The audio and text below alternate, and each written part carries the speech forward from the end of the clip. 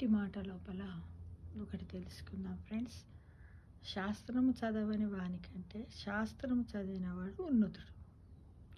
ఊరికే చదివిన వానికంటే గుర్తుపెట్టుకున్నవాడు మరీ ఉన్నతుడు. వానికంటే అర్థం చేసుకున్నవాడు అత్యున్నతుడు. కానీ చదివి అర్థం చేసుకొని దాన్ని ఆచరణలో పెట్టినవాడు ఉత్తమోత్తముడు. అంటే ఉన్నతుడు అంటే ఎవరు, అత్యున్నతుడు అంటే ఎవరు, ఉత్తమోత్తముడు అంటే ఎవరు అనే దాని గురించి ఇంత చిన్న వాక్యాలలో మనము అర్థం చేసుకోగలుగుతాం. అంటే శాస్త్రం చదవని వాడికంటే ఎవరే పుస్తకాలు శాస్త్రాలు చదవని వాడు కూడా ఉన్నతుడేనట. ఊరికే చదివిన వానికంటే గుర్తుపెట్టుకున్నవాడు మరీ ఉన్నతుడు. వానికంటే అర్థం చేసుకున్నవాడు అత్యున్నతుడు. చదివి అర్థం చేసుకొని దాన్ని ఆచరణలో పెట్టినవాడు ఉత్తమోత్తముడు. అంటే ఏంది? ఆచరణలో పెట్టడం అనేది చిన్న విషయం కాదు.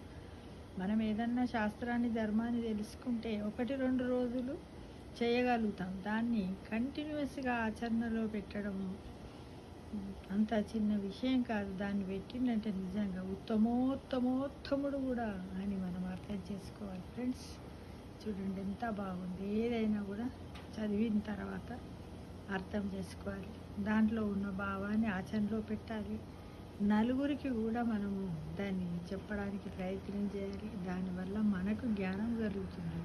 మన జ్ఞానాన్ని నలుగురికి పంచిన వాళ్ళం అవుతాము. మరియు వాళ్ళను కూడా ఉత్తమ మార్గంలో నడిపించిన వాళ్ళం అవుతాము. వాళ్ళను కూడా మేము ఇలా ఆచరణలో పెడితే మాకు ఇలా జరిగింది, మీరు కూడా పెట్టండి, మీకు కూడా ఇలా జరుగుతుంది అనే విషయాన్ని కూడా చెప్పి వాళ్ళని మోటివేట్ చేయడం అందులో కూడా గొప్పతనం ఉంది.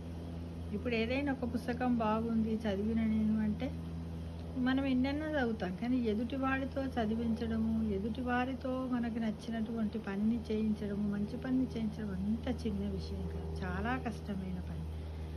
మనము ఎన్నెన్నో చేస్తాం, ఎదుటి వాళ్ళని మెప్పించి ఆ పనిని చేయించడంలోనే ఉంటుంది ఫ్రెండ్స్ గొప్పతనం. అతన్ని కూడా ఉత్తమోత్తముడు అని మనం పొగడక తప్పదు.